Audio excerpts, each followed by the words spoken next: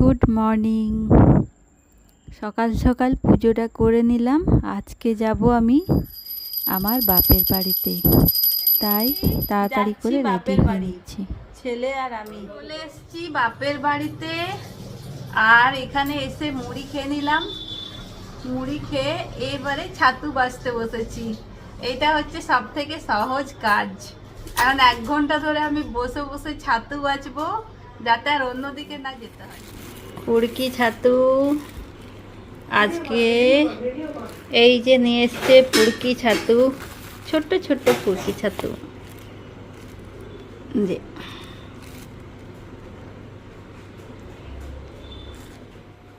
বৌদি এখানে সবজি কাটছে বসে বসে। ছাতুগুলোকে খুব ভালোভাবে এগুলো বাছতে হয়। আমি এখানে একটা একটা করে ছাতুকে নিচ্ছি, আর ডগার যে মাটিগুলো আছে ওগুলোকে আমি ভালো করে ভেঙে পরিষ্কার করে আর রাখছি, তবে এগুলো পরিষ্কার হবে, নয়তো বালি লাগবে। তো এগুলো বাছতে অনেক টাইম লেগে গেল। তারপরে এগুলো ভালো করে জল দিয়ে ধুয়ে রেখে দিলাম। তো আজকে রান্না হয়েছে কলমি শাক ভাজা, কাঁকরোলের তরকারি, আর এখানে ছাতু কষা, মানে বাটনা দিয়ে, আর ডাল। আর এই জিলাপিগুলো রাখা ছিল, আমি খেলাম। আর এখানে তার সাথে হচ্ছে ডিমের কারি। তো চলে এলাম ছাদে, ছাদে একটু ঘুরে চলে এলাম নিচে। মুড়িকে 3টে জায়গাতে ঢেলেছে, বাপরে। এইখানেও মুড়ি আছে। তো রাত্রের জন্য আজকে বৌদি বানাচ্ছে আলুর দম, আর তার সঙ্গে আমার বোন দিয়ে পাঠিয়েছে কচুরি। সেই কচুরিগুলোকে ভাজা হবে, আর এখানে রুটি দিয়ে পাঠিয়েছে। তো আমার বোন একটা অনলাইন ব্যবসা শুরু করেছে, যেটাতে ও কচুরি, ছোলার ডাল, আলুর দম এইসব বিক্রি করছে। তো সেই কচুরি আমাদেরকে দিয়ে পাঠিয়েছে বাপের বাড়িতে। তো সেইগুলোই আজকে ছেঁকা হচ্ছে, আর খেতে খুব সুন্দর ছিল। তো এখানে আমাদের খাওয়া দাওয়া শুরু হয়েছে। আমার ছেলে আর আমার বাবা মা খেতে বসেছে, আর এখানে তারপরে সবাই একে একে খেয়ে নিলাম। আর পরের দিন সকালে এই বৃষ্টি শুরু হয়ে গেছে, আর যাবো এক্তেশ্বর। আর বৃষ্টি থামছে না, কিন্তু সকাল থেকে বৃষ্টি লাগিয়ে দিয়েছে, কি করে যাব বুঝতে পারছি। আর এখানে ছেলে বলল খিদে পেয়েছে, তো ওর জন্য বৌদি ছানা বানিয়ে দিচ্ছে, ছানা মুড়ি খাবে। আর আমরা মন্দির চলে যাব। তারপরে একটু বৃষ্টি কমতেই বেরিয়ে পড়লাম মন্দিরের উদ্দেশ্যে। রাস্তাঘাটের অবস্থা একদম ভালো নয়, রাস্তাতে পুরো বৃষ্টিতে ভরে আছে চারিদিকে, আর ভালোই লাগছিল, খুব সুন্দর ঠান্ডা হাওয়া দিচ্ছিল। তো আমরা ঢুকেই প্রথমে এখানে ফুলের মালা আর ছেলের নামে পুজো দেবো বলে 108 বেলপাতা কিনে নিলাম, যাতে বাবার মাথায় চাপাতে পারি ছেলের জন্য। আর এখানে ফুল, ফুলের মালা সব কিছুই নিয়ে নিলাম।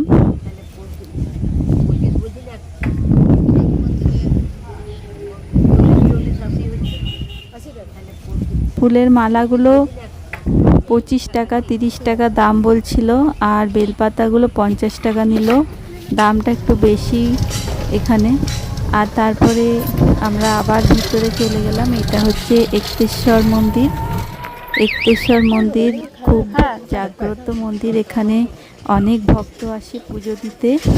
তো মন্দিরে ঢুকে আমরা প্রথমে এখানে নিয়ে নিলাম নারকেল, ঘি, মধু, নারকেল নাড়ু, বাতাসা, যেগুলো পুজোর সামগ্রী, কর্পূর, মোমবাতি, যা যা দরকার সব নিয়ে পরে আমরা এখানেই চটিগুলো খুলে মন্দিরের ভিতরে যাব। তো আমাদের নেওয়া হয়ে গেছে, আমরা ভিতরে প্রবেশ করেছি। প্রথমে আমরা গণেশ ঠাকুরকে পুজো করে নিলাম, তারপরে একে একে ছোটো ছোটো মন্দিরে যত ঠাকুর ছিল সব ঠাকুরকে আমরা ফুল আর জল দিয়ে দিলাম। তারপরে যাব ভিতরে বাবার মাথায় জল ঢালতে। তো এখানে এইসব ছোট ছোট বাইরের মন্দিরে আমরা পুজো করছি।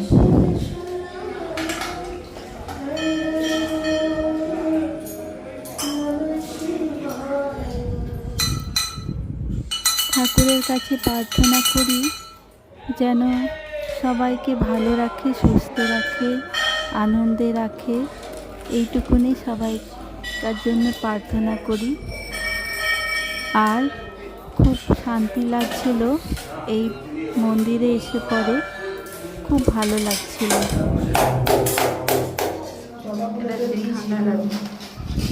একে একে সব ঠাকুরকেই জল দিয়ে দিলাম। আর তারপরে এই ছোট ছোট শিব ঠাকুরগুলো বাইরে আছে, এইগুলোকেও জল দিয়ে দিলাম।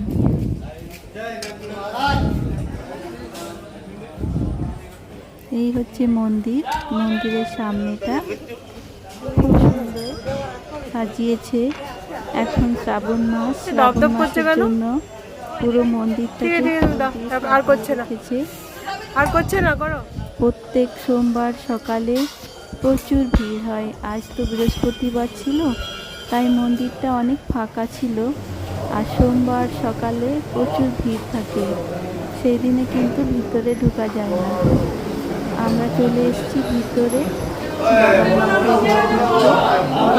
এখানে অতটা ভিড় ছিল না। আমরা জল ঢেলে নিয়েছি, তারপরে উপরে ঠাকুরকে প্রণাম করে আর ভিতরে সব দরকার ছিল এগুলো একটু ভিডিও করে তারপরে চলে এলাম বাইরে। কিন্তু সবাই মন্ত্র বলছিল আর আমি দাঁড়িয়ে দাঁড়িয়ে দেখছিলাম। বেশিক্ষণ ভিতরে থাকতে দেয় না, ওই একটু থেকে আমরা বাইরে চলে এলাম।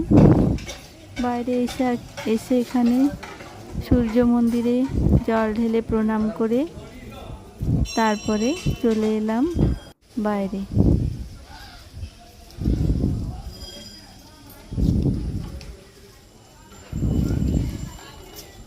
এখানে প্রত্যেক দিন প্রসাদ খাওয়ানো হয় দুপুরবেলায় কুপন কেটে। আমারও ইচ্ছা আছে একদিন এসে খাবো এখানে প্রসাদ।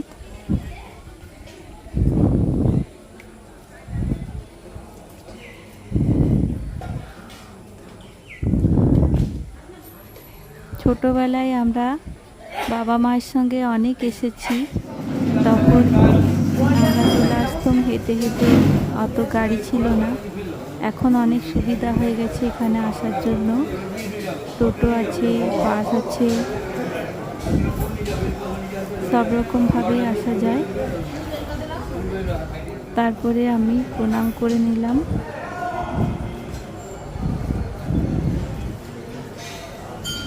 আজকে কিন্তু বেশ মন ভরে পুজো করেছি, বেশ অনেকটা টাইম নিয়ে। তারপরে এখানে চলে এলাম চপ জিলাপির দোকানে। এখানে বেশ কিছু চপ কিনে নিলাম আর বেগুনি বাড়ির জন্য। বাড়িতে গিয়ে মুড়ি খাবো, চপ মুড়ি। এই চপগুলো খেতে খুব ভালো লাগে, এক্কেশ্বরের চপ। আর এখানে নদীতে জল হয়েছে, কিন্তু বেশি ভরা জল হয়নি, খুব কমই জল দেখতে পাচ্ছিলাম নদীতে। তারপরে চলে এলাম বাড়িতে এসে মাকে ওষুধটা খেতে বললাম কেমন করে খেতে হবে। এটা আয়ুর্বেদিক ওষুধ, পান পাতা আর আদার রসকে ভালো করে থেতো করে রসটা বার করে নিতে হবে। তারপরে এটা একটা ছোট্ট বড়ি, সেটাকে গুঁড়ো করে এর সঙ্গে মিশিয়ে নিতে হবে আর এই রসটা খেতে হবে। তো মাকে বলে বলে দিচ্ছিলাম, এমনি করে মা খেয়ে নিল ওষুধটা। মায়ের খুব খারাপ লেগেছে ওষুধটার স্বাদ। তারপরে আজকে নিয়ে এসছে কুরকুরি ছাতু খেতেও খুব ভালো লাগে। তো ওই ছাতু বাঁচতে বাঁচতে আরেকটা ট্যাবলেট মা খেয়ে নিল। আর তারপরে ছাতুগুলো সব পরিষ্কার করে নিলাম আর ছোট ছোট করে কেটে নিলাম। আজকে রান্না হবে ছাতুর ঝোল, আর এখানে কুঁদরি ভাজা হয়েছে, আর হয়েছে পেঁপে সিদ্ধ, আর লায়ের ঘন্ট ছোলা দিয়ে খুব সুন্দর খেতে হয়েছিল এই ঘন্টটা।